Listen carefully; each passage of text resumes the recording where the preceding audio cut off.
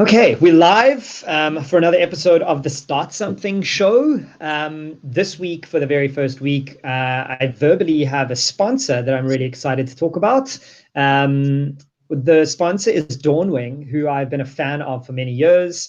They are the best shipping company and logistics company in my experience in South Africa. I've used them for all of my companies and on a personal level. So if you're looking for someone to ship your products anywhere in the country and around the world, use Dawnwing. Heather does not endorse Dawnwing. That's not her sponsor. But I mean, you might, but you just aren't forced to because you're a guest. So I'm not speaking on your behalf, is my point.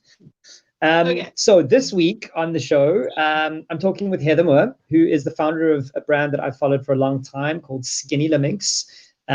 Heather, welcome, and thank you for giving this a second try. The first one we had some problems, but it's great to have you. Hi, nice to be here. Thanks for inviting me onto your show. I've enjoyed getting your newsletter that you've just started doing for the Daily Maverick, the small business focus newsletter. And anybody who's watching this who's not signed up should probably go and sign up. Awesome. Thank you so much. So in very standard practice for this show, I tend not to introduce my guests because I believe they can do a better job of introducing themselves than I can. So why don't you start by telling all my listeners and my viewers who you are and what you do? Okay, well, I am Heather, and I have a business called Skinny Laminx that I started about 12 years ago. Started it very much out of a very simple desire to make things, and have ended up with a store, a wholesale business, retail, online, and a store in Cape Town, and a global following of what we do. And what we do is I design patterns and products. So the patterns are generally screen printed onto fabrics that we sell as fabrics, in upholstery fabrics and fashion to some small degree. And then we also make those things up into homeware that we sell in our online shop, as well as in our shop on Bree Street and into wholesale. And that is, in a nutshell, what we do.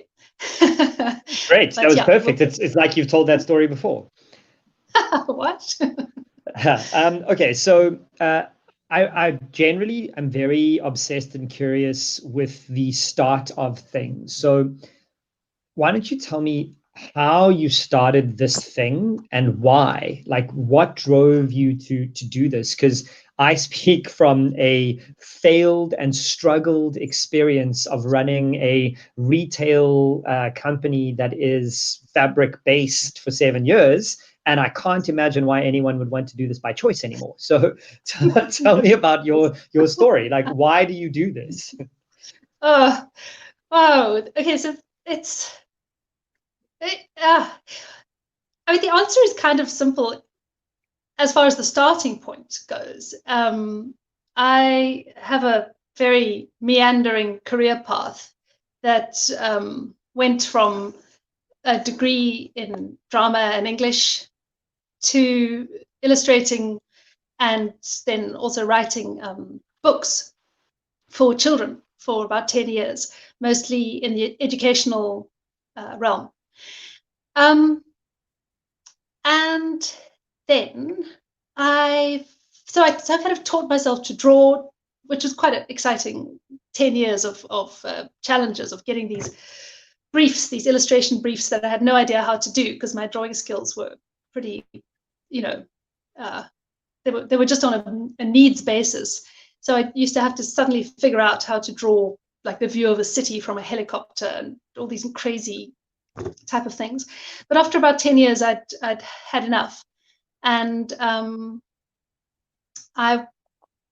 ended up taking a job at a comics company, writing comics, or first illustrating and then writing the comics. And one of the things that was a huge benefit while I was there was broadband internet, which was like a brand new invention. This must have been about 2005 or something like that. And yeah, having access to high-speed internet, or it wasn't even high speed, but it was internet at all, was absolutely revelatory for me. It just opened the world to see what other people were doing. And I got very interested in the world of blogs. I saw the online platform Etsy, which was a handmade online platform that you could join up for free. And I became immensely envious of all the people I saw out there making things and then selling them. And I became increasingly interested in doing the same. And that, I suppose, to a large extent, is still why I continue to do things. I love making things, and I like having a setup where I make the rules. You know, I'm not trying to please a client or anything like that. It's very much our rules. And I think that's actually one of the best things about having a business, although there are so many headaches, endless headaches. Which we'll get to. Fun stuff. I'm curious about if you wanted to make things, what made you think fabric? Like, oh, fabric is cool. Let me create a company based off fabrics and prints. Well, you know what? I was doing a lot of paper cuts, just cutting things out of paper, and then doing very simple prints with them. And then my husband gave me a screen printing little set for my birthday. So it was a very achievable way of creating designs, getting them onto fabrics, and then putting them onto a cushion and selling it. You know, it was an easy way to move it along so that I could make something else. And I think about something like a cushion or a tea towel is it's a little bit of a canvas. It's got a frame.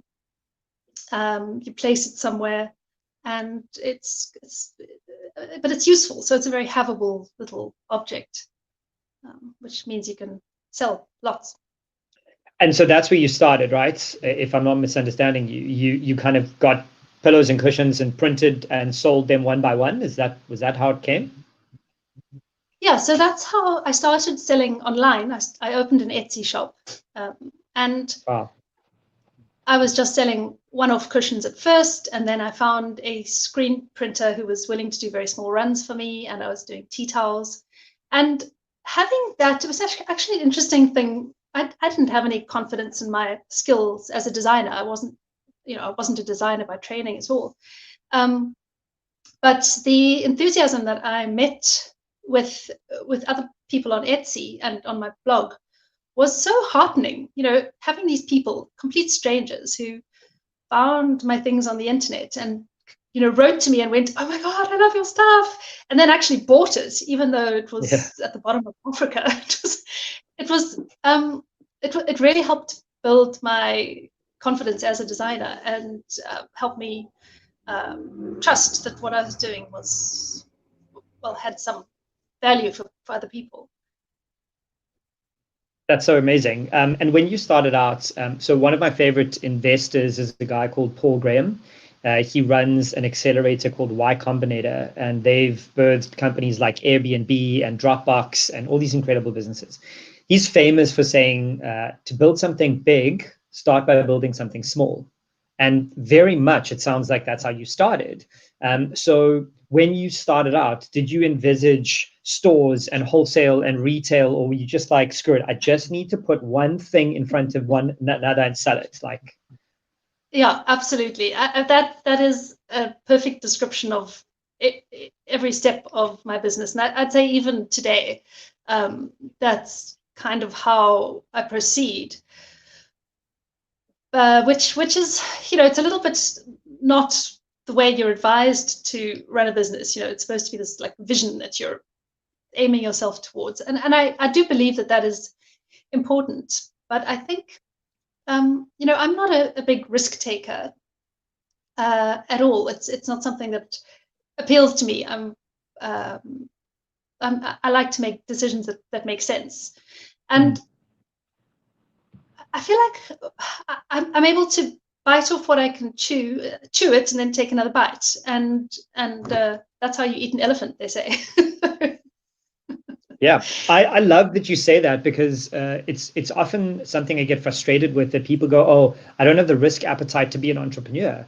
You know, the funny thing is, most of the entrepreneurs I know have a high risk appetite, but never make stupid decisions. They make calculated, right, very conservative decisions when they know the risks. So it sounds like you fit the mold.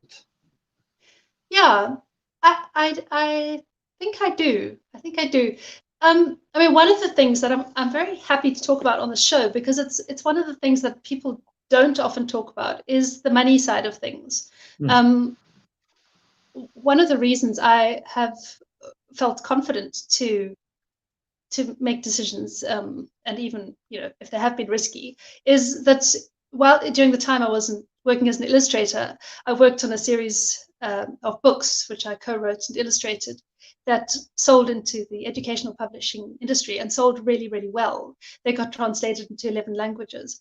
Wow. So I've had a royalties income that has given me a baseline upon which to, you know, it's not enough to live on, but it's sure enough for me to not feel like that it's make or break, which I think is a very different situation. And the reason I'm happy to speak about it is that I find it frustrating when I see people, and it sounds judgmental, but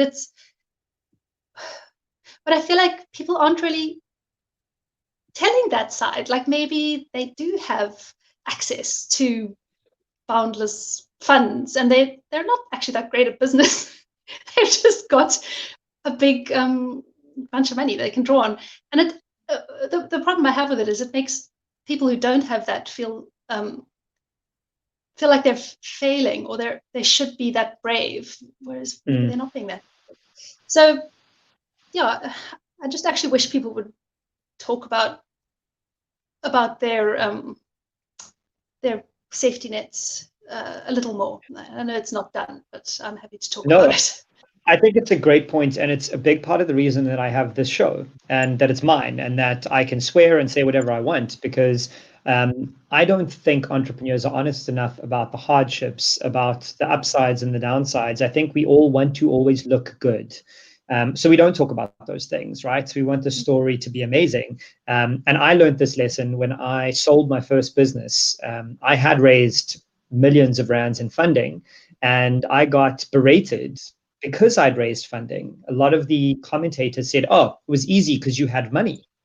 And I was like, whoa, no, that's not how this works. Like, when I've got investors, I've got debts, and I don't own my company, and it's complicated.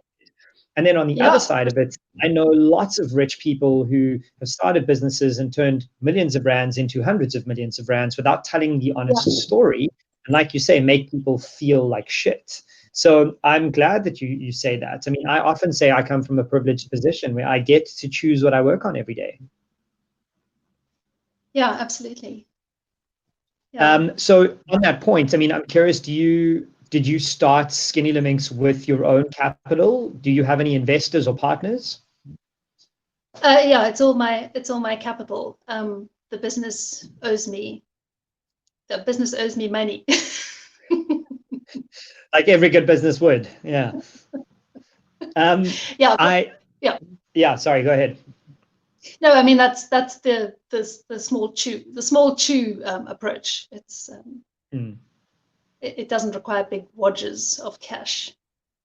Yeah, which is an appealing method to me at the moment. I think the go big and go home model is insane, and we've seen it with WeWork raising billions of dollars and then going under because it wasn't their money. They didn't care. There's something to be said for slow growth. Yeah, and also not being beholden. I mean, this is what doesn't interest me, is being beholden to investors or shareholders. That's really not the reason I want to do this. It just wouldn't work for me. Absolutely, fully agree. So right now there's this big, I'd be an idiot not to talk about the pandemic, but I want to talk about it in a specific way. There is this big shift in advice, telling people like me, not me personally, but like me, sitting on their pedestals and saying, oh, everyone should shift to digital. We should go digital now. And I don't think that's the best advice necessarily. I think if you don't know digital, it's very hard, can be very expensive, very complicated. So the question I want to ask you is, you're not technically trained. How did you discover e-commerce and online and all this stuff? Like what taught you to do all of this? Just curiosity and just curiosity. A lot of the stuff when I was starting out was free, so it was very low risk. Setting up an Etsy shop was zero risk.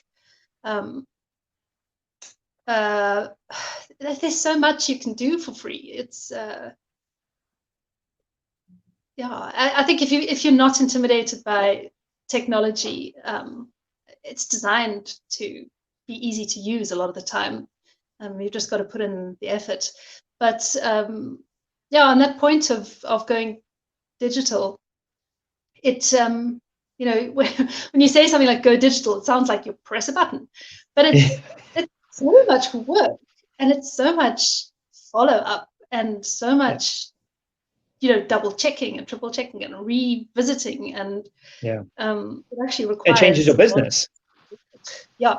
I mean, the funny thing about my business is it started online, and it was actually the success of the online that allowed me to open a shop. So I've got a bit of a backwards way. Funny enough, that's exactly how we started in physical retail too. E-commerce first, and then we opened 5 stores, which was a mistake, but absolutely how we went too. So how many stores do you have now? Just the one in Bree? One in the online Amazing. shop. Smart lady. Man, don't open more. Don't do it. Trust me, don't do it. I've heard that story so many times. It's so many people say that. They go, oh, for the days when I just had that little store that I could, make it good. Profitable. We just printed money, and then we opened a store every 3 months for 18 months. Oh, wow, you've got appetites. Stupidity and too much money. Too much money from investors. It was an absolute mistake. Yeah. But you know what? This is it. This is the thing about being in business. It's an experiment. You don't know. Yeah.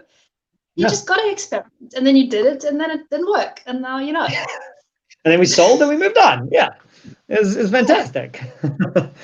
But on that point, I'm quite interested in something that you mentioned earlier. You said that now the brand is retail, wholesale, manufacturing, online. Like that, from experience, I know that is a lot of different business models with a lot of different customer types. How do you manage that? Because your skill set now has to be quite diverse as a founder.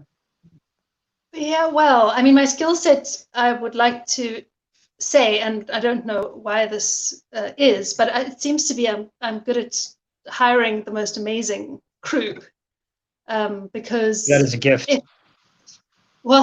don't know. I feel like, a gift. It was given to me because I don't know what I'm doing right. I really don't. But I have an amazing. I believe that for a second. Seriously, just.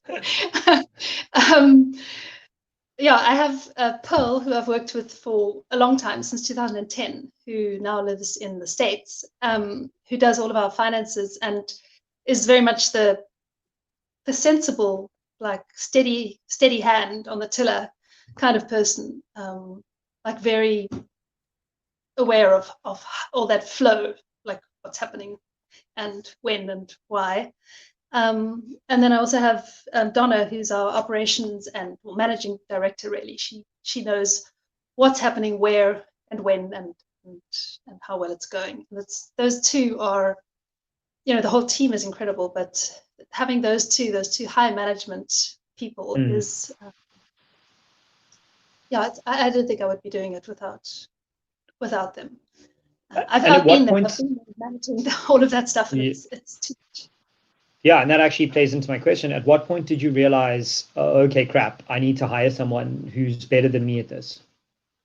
Oh, geez. When I was just like screaming at everybody, basically, everybody in the traffic, like, I never branded my car because. That's the same. I had the same reason. Yeah. I'm actually flashing. Yeah, I was the same. Oh, no. Okay, Oh, so you were at breaking points personally, yeah. and then you were like, okay, crap, this is a problem. We need to scale, and we need people who can do this. Yeah, I mean, Pearl was the first person. That was really like very early days. She left a corporate background and came and worked for me for like peanuts, and we split the profits. But yeah, just having different skill sets on board was amazing. And Donna with the kind of systems based mind, systems logistics. That's a total gift of its own. There are very few people who have the ability to think in systems, in management, and logistics, and so on. So I'm very, Yeah. very, very. Yeah, I heard someone recently. I was talking to a bunch of teachers, and the conversation was about what you learn at school. And I remember this when I was at school. They try and focus on the things you're not good at and make you better at them. When what I think they should be doing is trying to find the things you're amazing at and make you world class. And I think that applies to businesses and business owners too. You shouldn't try and Yes. upskill yourself in stuff you aren't good at and don't like. You should find the right people to put in those Yeah. places. Yeah. And what I've found over the last couple of years, we've been teaming up with other businesses that we know. We've done quite a few trade shows in New York and well, maybe it was just New York, oh, in Paris, with a group of other small businesses. The ones in Paris were through a Dutch organization who'd given us funding. But following up on from that, we took a trade show space with a number of us to work together. And that has been so, so valuable, just having this kind of group of colleagues to share advice, share information. And I think even if you're a business that doesn't have the right people in your team, that joining of forces with small businesses can be incredibly valuable for everybody. Yeah, I absolutely agree. And it's a relatively hot topic for younger entrepreneurs, and something I struggled with for most of my career is having a mentor. I don't have mentors. So I think I'm going to ask you the question, outside of this group of small business colleagues, how did you find people to help you grow? I mean, so I think it's always been colleagues, really. When I was first starting out, I contacted a couple of other people who had small textile businesses but had been going at it for a few years ahead of me, and just found them enormously generous with their knowledge. And it was I mean, in terms of a mentorship, I think I just learned from them, this is the way to be. You have to be like this, because that little bit of knowledge that you share can just make a huge difference to somebody. Yeah, so I think those kinds of small business connections have been, in an ongoing way, useful. And then beyond that, the world of blogging and Instagram as well, the connections and friendships that I've made there over the years have been very valuable as well. Yeah, People with interesting. yeah. Yeah, I had the same experience in the textile space with one guy in particular, Johnny Katz, who founded Earth Addict. Out of the blue, a warm intro from a friend of a friend, and he gave me ample time and just helped me understand the business. So yeah, I had a very similar experience, which is good to hear that it's other people doing it too. Yeah, for sure. I think it's an attitude to be encouraged. You don't lose Definitely. anything. Definitely. I'm curious about the degree that you have. Do you feel like it gave you any additives to your business career? Because I have a degree in journalism and politics, is why I ask. Nothing to do with business. Yeah, well, um, being able to write, which is something I can do pretty easily, has been really useful. We get great press, and part of that is just having good press releases, which is easy for me. And then, of course, retail is theatre, and I study theatre. So I think I don't think that there's a particular link between the two, but I'm still glad I did that. I also have a master's degree, actually, in education. You see, so I think those things do all tie. I spent the first 10 years of my career trying to figure out what the hell I was doing in business, because at the time I was starting out, it was all tech, CTOs, coders, designers. And here was this business dude with a degree in journalism and philosophy and politics. And only later did I actually peg on the same thing you've just mentioned, that my degree in journalism helped me know how to tell a story that was palatable to an audience. And what I've learned is that good leaders know how to tell stories and get people to follow their story. So I think your answer is spot on. Like, that's how I feel about my degree too. Yeah, no regrets. Thanks, Dad. I think when the drama was like, why? The philosophy for me, my parents were like, oh my God, what is this kid doing? So I think I want to dive a little bit more into the pandemic, because your business is obviously relatively global. It's also very high touch, high sense. You want people in your store, you want them to experience your fabrics. So how has the pandemic affected your business, if at all? Yeah, the effect has been, just very physical, and being closed for 2 months effectively. We've just had our doors open for the last 2 weeks. And also not being able to ship abroad. What was difficult to talk about what we had for sale, knowing that we had no idea when we could send it. We did find that people shopped online, and we've definitely have noticed a growth over the period. Oh.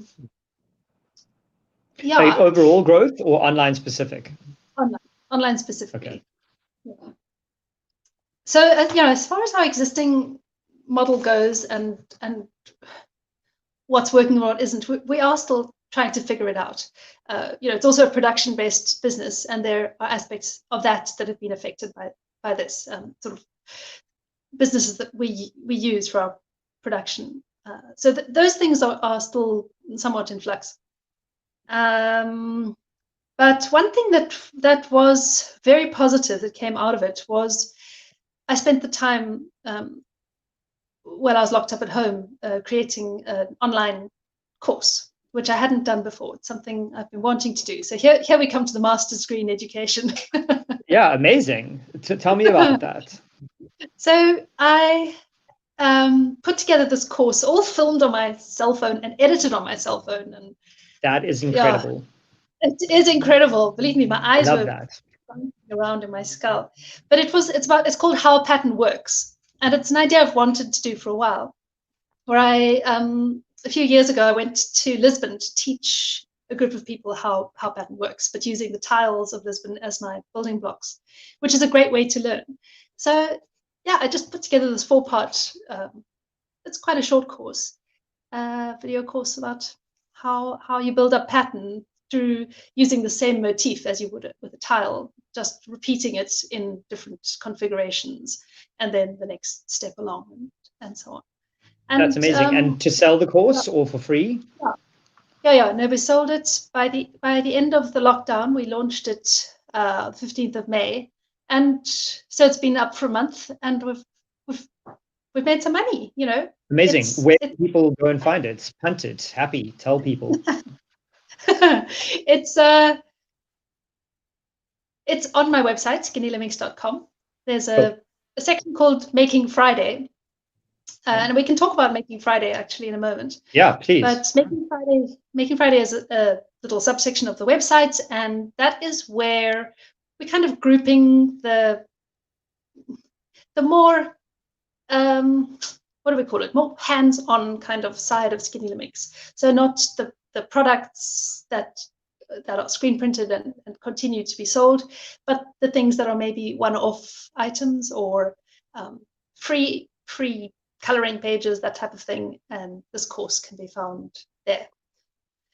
But yeah, let me tell you a bit about Making Friday, because it's quite an important part of Skinny Laminx, and I think it's quite important for a lot of people who have businesses, especially creative businesses, because like I found, you have this creative business, but all you end up doing is business, and you don't create because the business is so demanding, it eats up all your time. So I was finding this, and then one day, this was in 2008, I had to have root canal. I had to take 2 whole mornings out of my week to go to the dentist. And I did. That's what I did. I didn't do all the other things I had to do. I went to the dentist. And it just hit me like a ton of bricks. How is it that I have this business that's based on my creativity, and I can make time to go to the dentist, but I can't make time to be creative? And so I started this practice that I called Making Friday. And I would take my Fridays out of my calendar, and I would go to my studio and make things. And one of the rules of Making Friday is that you're not making things that you're supposed to be making. You're not, solving some kind of work issue or problem. You're actually just keeping those creative taps on, keeping them flowing. And I think that's what the lockdown ended up being for me. It was like a whole flippin', how long was it? 5 weeks of Making Friday. It was so focused. It was an eternity. Who knows how many days? I can count in my roots.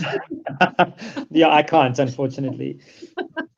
Heather, I absolutely love that idea. It's something that I think so many entrepreneurs forget, is you work in your business and not on your business. And you have carved out time to work on your business, on the things that you like, on the things that feed you. I've actually battled with this inside of lockdown. I've had writer's block for the few months preceding lockdown. And it was because I was working. I wasn't being creative. I was just working. And I'm actually a writer by nature. And what you're saying is now what I've actually done for the last 2 months is every Friday, I don't work on my work. I work on anything but my work. So yeah, you've verbalized how I've been struggling with the same problem, and you've turned it into a part of your business, which I think is genius. So you're doing Making Friday. I love it. I kind of am. Yeah, I kind of am. You should start a Making Friday movement. I would join. Yeah, it's a good idea. Yeah. There's a whole community of people whose creativity is stifled by running a business. And one of the things that I often criticized for saying, most recently, I had someone shout at me on Facebook for this. I don't believe you should ever turn your passion into a business, because you become a business person and your passion gets killed. You should be passionate about your business, but you shouldn't, if you like ballroom dancing, don't run a ballroom dancing studio, for example. But I love the way you've actually flipped that on its head. It's very smart. Yeah, I think so too. Good for you. So I have a question from someone in the audience, Mike Hubert, who's fan favorite. Hey, Mike. What is your vision for Skinny Laminx? What would you like to be the ultimate successful form of this thing that you're creating? Do you even think of it that way? I don't really think about it that way. But if I had to say what it is, I kind of would say that what I have is, I'm not saying I've done it all, but I feel like the size of business that I have, the team that I have, the reach, I love it. I think it works, and I don't really know what else. I think that there are things like I would like to be more clear about how my business engages with the world, maybe ethically, or kind of have a purpose that is very specific, in a way that grows my heart more and the heart of my team. And it's something we are working on. so that it's not just about making beautiful things, which I think is important, but it's that I think that if I had to say that what is my vision, I think I would like to have a very clearly articulated what can I call it? I mean, I don't want to say purpose, because I find myself very inspired by people who have extremely clear and effective businesses in terms of making a difference in the world. Yeah, businesses that come to mind are like Patagonia, who they don't want you to waste clothing. They'll repair your clothing for free as long as you don't buy a new jacket. Anything like that. That kind of a brand I just love. It's the future. Unequivocally, that is the future of retail. It is. There's this incredible brand in Wales called I don't know how to say it. It's HUIT, denim. Okay. And it's this guy who was an ad guy, and he got this old jeans factory that had closed down in a little town in Wales, and he managed to employ all the people who used to work there, and they make the most incredible jeans. They write the most incredible newsletters. They're just like, oh my God. I get it. Yeah. Yeah. I got to say, I'm so warmed and heartened to hear any entrepreneur answer a question like that with, you know what, I'm kind of happy with my business. This is what I want out of my business. It's so, you'd be surprised how often I do this and nobody can articulate what success looks like to them. So I actually want to give you a question on that. What does your definition of success consist of? When you say you're happy with your business, what are the things that make you feel that way? Well, I feel that I'm proud of the quality of the work that we produce. I'm proud of the way we treat our people, our team, and the people that we deal with as well, our customers, as well as our people who supply us with goods, etc. We don't have people not paying us or anything like that. We have a great work relationship with everybody. And you're profitable? Are we profitable? Yeah. So like, that's what I mean in terms of struggle, you know what I mean? Like, if you were severely not profitable, you wouldn't feel like you had a successful business. Yeah. Okay. I mean, we're not like making squillions of money. Sure. But you're making enough, right? We're making enough. We pay everybody. And isn't that amazing? Do this properly. We're not in debt. It's a nice way to live. I mean, it's an ideal way to live. You know how many businesses I speak to, engage with, invest in, who have too much money but make no money. They have in funds that they've had investors put in, but they're not profitable and they're struggling to get there, and then they shut down. So I love enough is good enough, man. We don't need growth for the sake of growth. I have a little needlepoint pillow I want to make, which says, I have enough. Maybe I'll just screen print it. It'll be quicker. Honestly, people will buy that. There is an entire movement around this. I don't know if you've heard of FIRE, the FIRE movement, FIRE, financial independence and retire early. There are a whole... So these people would absolutely buy your I have enough pillows, because their whole goal is to just have enough, not too much, because that's also not a good thing. I don't know very many stinking, rich, happy people. No, absolutely, because you are suffering, because you're always under the delusion that you need more to be more happy, which is no fun. Yeah. What else can I tell you about that? Oh, I should tell you, I've got a really great husband. That's good. He's an artist, and he just has a very unusual attitude. He's not like wildly ambitious. He very much embodies the sense of enough. He knows what he loves to do. He knows what he's good at, and he's a super happy guy. He's amazing. I can only assume that he was relatively supportive of you starting this business 12 years ago. Yeah. I mean, he actually said something to me that totally changed everything for me. One day I was, breaking my brains about, is this one better than that one? Which one should I produce? And he went, you know what, he said, you've got great instincts. Your first choice is usually the right one. And it freed me. I just like went, great. I don't have to Wow. spend hours deciding. I'm just going to say, yeah, let's go. Yeah, I love that. And Yeah. so this idea of people who you surround yourself with is quite a key one for me as I'm getting older, who I surround myself with in terms of business and personal. And I'm very firm on the concept that the people that are around you should make you a better version of yourself. They should never be subtractive. They should always be additive. So are there any experiences that you've got related specifically to your business and your choices around this business that have led to uncomfortable personal or business relationships? You know what I mean? Like, has there been anything negative? And the example I have is a few businesses ago, one of my business partners sold the business behind my back. It ended Oh, God. badly. It was the right decision, but badly managed. But do you have anything like that? Oh, Because people are relatively important, right? And yeah. your husband being supportive is amazing, but there are a lot of people who don't have supportive partners, friends, family who just push through. Yeah, absolutely. Nick, I'm not blessed with a very good memory.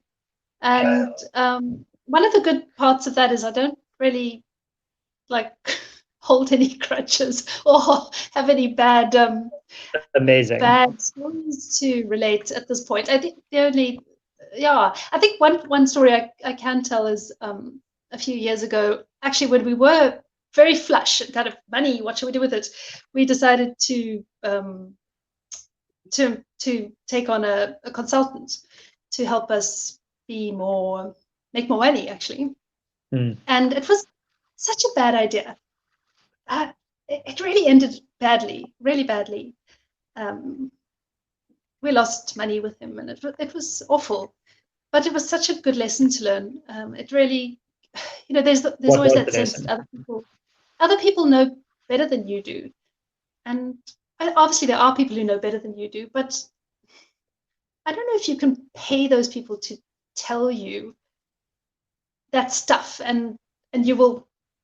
I think the thing is, you can always feel like you're not doing it properly, and other people know better than you do.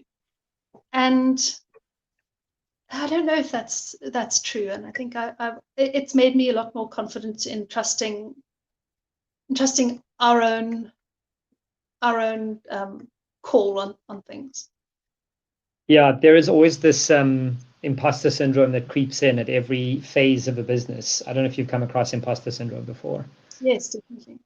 So, and I think it scales with you, right? So you start out going, I don't know anything about screen printing. Screw it, I'm just going to do it. And then the Yeah, Dunning-Kruger effect kicks in, that the more you learn, the less you feel like you know. And that exactly. cross section with imposter syndrome drives entrepreneurs crazy, because then you think there's Ah, got to be someone else who knows more than me. And there isn't. You think there is, but there isn't. We're all yeah, stupid. We're all idiots, and we're all learning as we go. yeah. We're all Yeah, learning I as we think go, that's and that's a great story. yeah, and I love that thing. I've never thought of imposter syndrome and Dunning-Kruger kind of colliding. It's beautiful. It's Yeah. my every day of my existence is I think I don't know what I'm talking about, so I feel like I'm an imposter. Just constantly this flywheel of confusion all day. Um, so let's get into a little bit more high level philosophical stuff.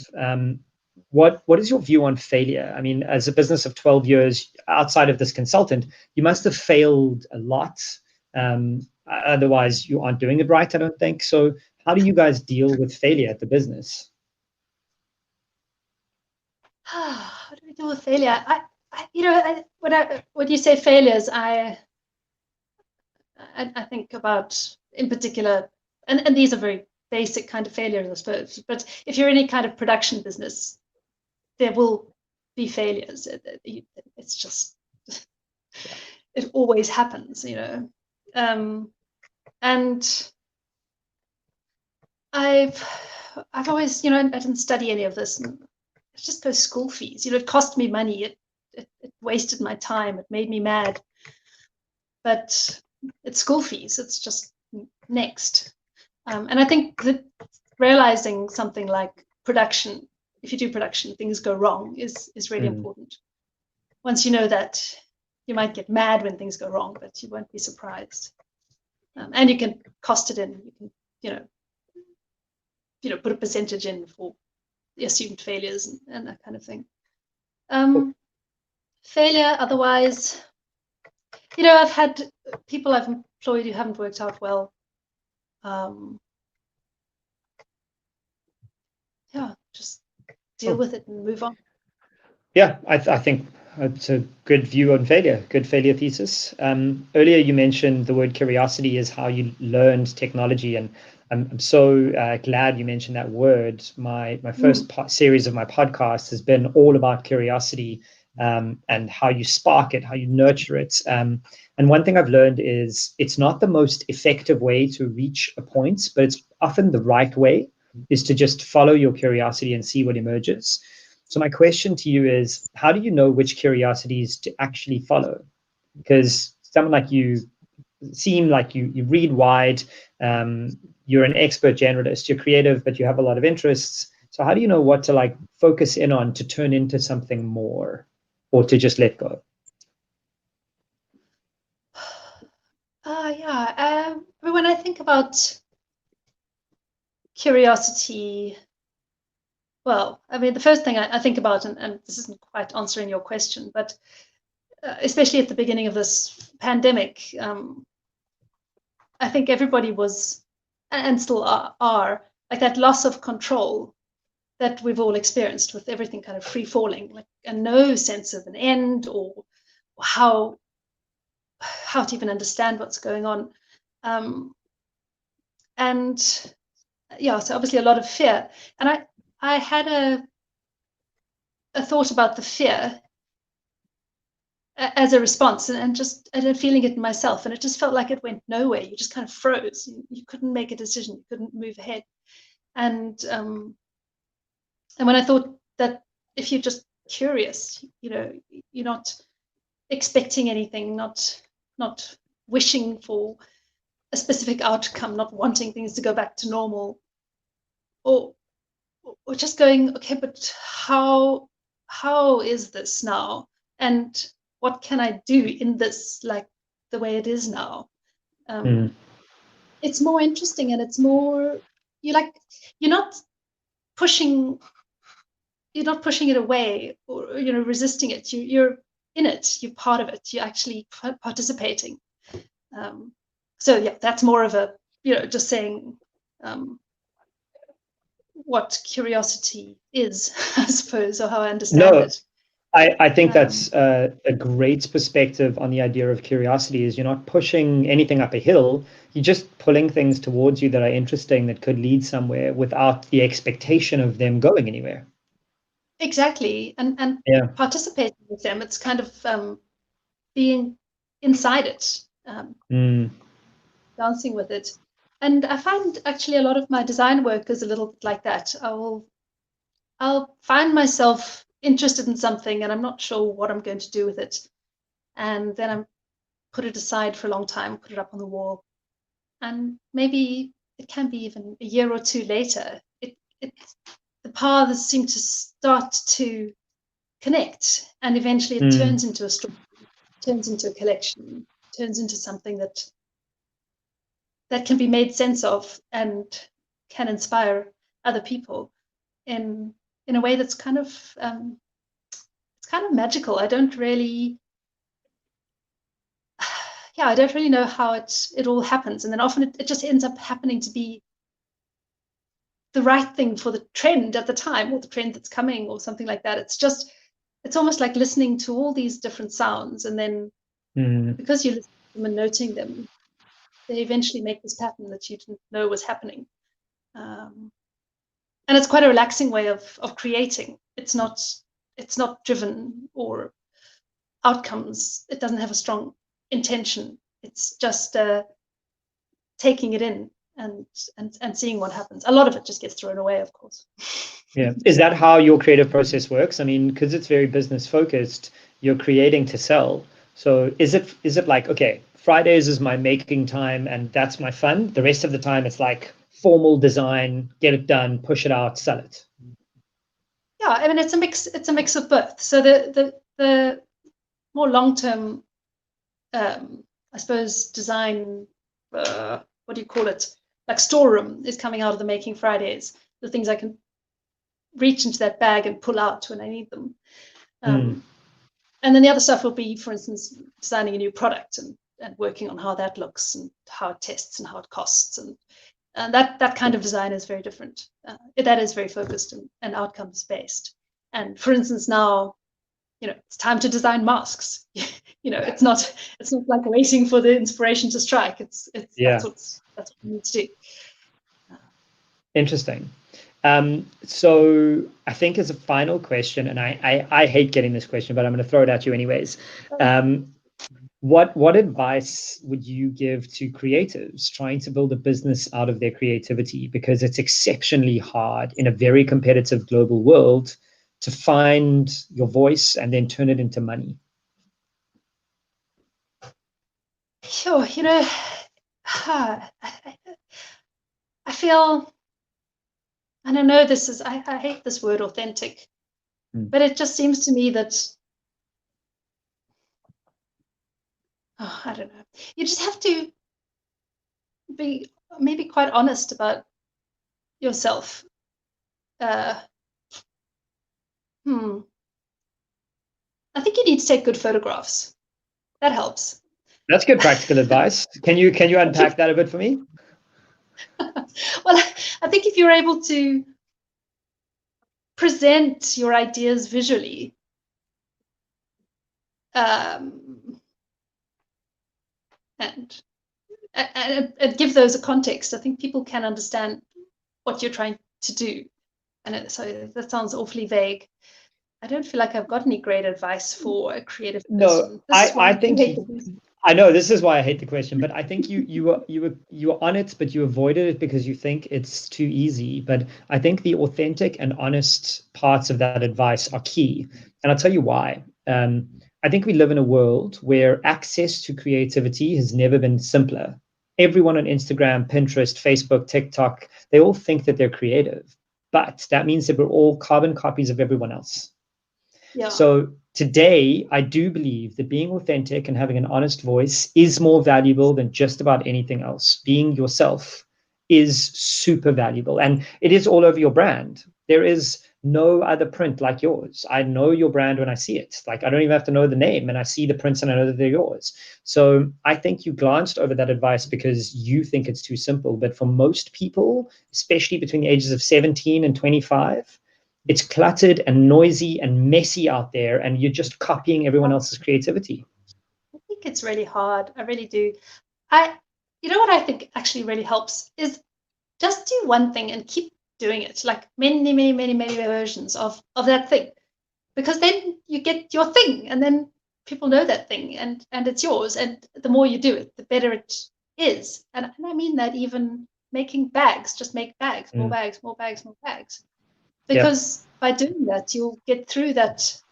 You'll probably go through the copying stage. I think it's important, actually, just to learn from copying. I mean, obviously not unethically, but I think it might be part of growing your voice. Is you know what it's kind of helping you understand what you like, why you like it, and then express it in your own way, and keep doing that, and it will become your way if you allow it, if you're not afraid.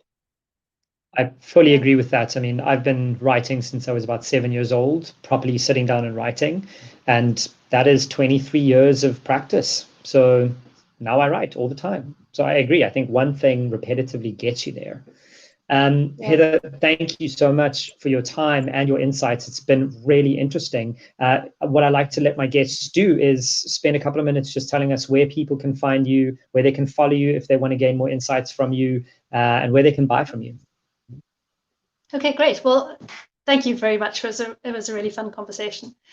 And thanks to people who are watching for coming to watch. So there is skinnylaminx.com, which is where you'll find our online shop, as well as our blog. and other various bits about Skinny Laminx. Our Instagram is incredibly alive. There's a lot going on there.